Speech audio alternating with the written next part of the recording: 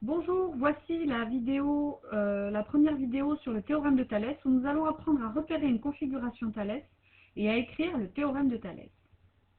Alors, qu'est-ce qu'une configuration de Thalès? Une configuration de Thalès, c'est un ensemble de points qui sont placés comme sur les figures ci-dessous. Alors, vous voyez ces deux figures. Alors, qu'est-ce qu'elles ont en commun? Il y a bien deux droites séquentes en haut. Ici, la droite OB, la droite OA, la droite OB et la droite OA.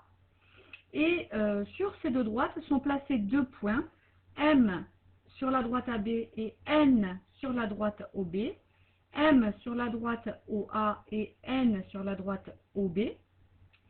Et ces deux points alors, sont soit sur le segment OA et sur le segment OB, donc coincés si vous voulez entre les lettres OA et OB, ou bien en dehors du segment sur la droite mais de l'autre côté du point O. Le point M est là et le point N est là de l'autre côté du point O par rapport à B.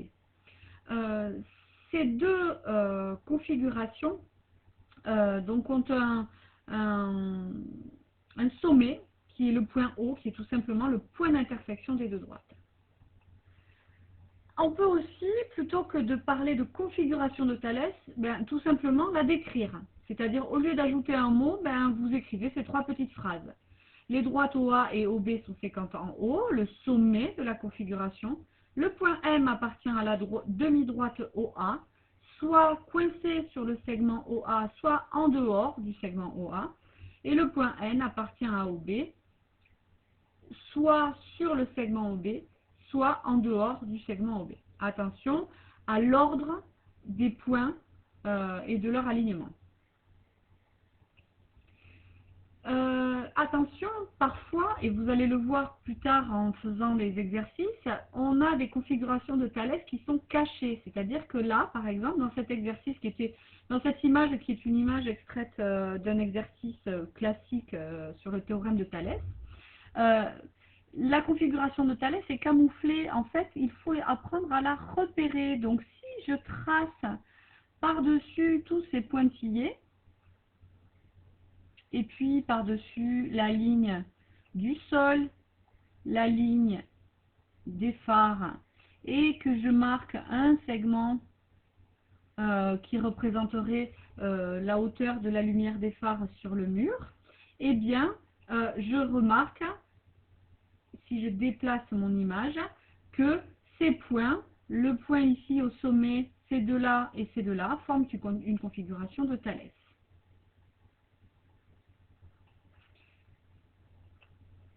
Alors, voici maintenant le théorème en question. Donc, il s'agissait de bien mettre en évidence la configuration de Thalès pour pouvoir ensuite bien repérer les longueurs qui sont en jeu dans le théorème.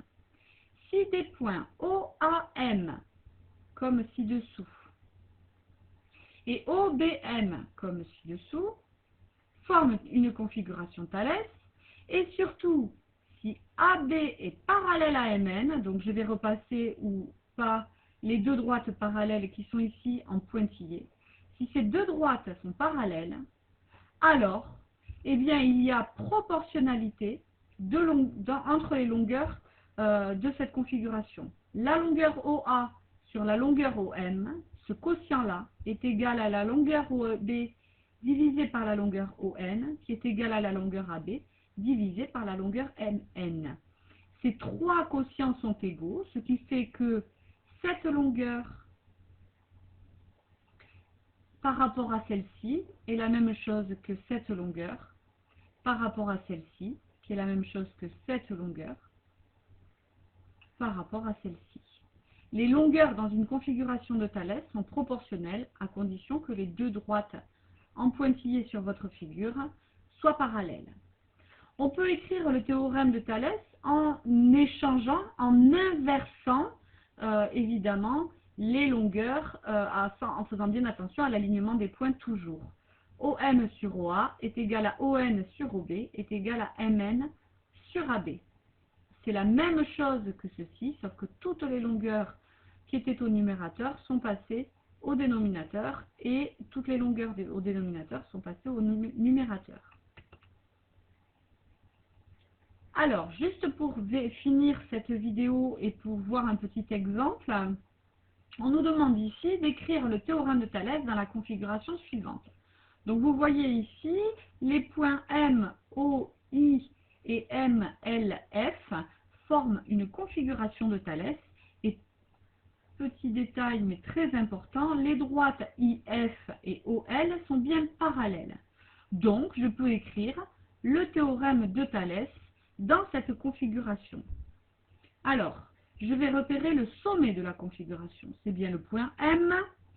Et toutes mes longueurs vont partir de ce sommet, si je peux, vont être écrites, disons, à partir de ce sommet. Donc la première longueur, je la prends, celle que je vois, MO, c'est la petite longueur, MO, par rapport à MI. Il faut faire attention à bien considérer les trois points alignés, MO et I, ce qui nous donne deux longueurs, MO et MI. MO par rapport à MI est égal à ML par rapport à MF, je fais attention à l'ordre des points, MO sur MI, la petite longueur par rapport à la grande, est égale à ML, la petite longueur par rapport à MF, la grande. Et le troisième rapport, et peut-être le plus facile à écrire, c'est cette petite longueur, OL, par rapport à cette grande longueur, IF.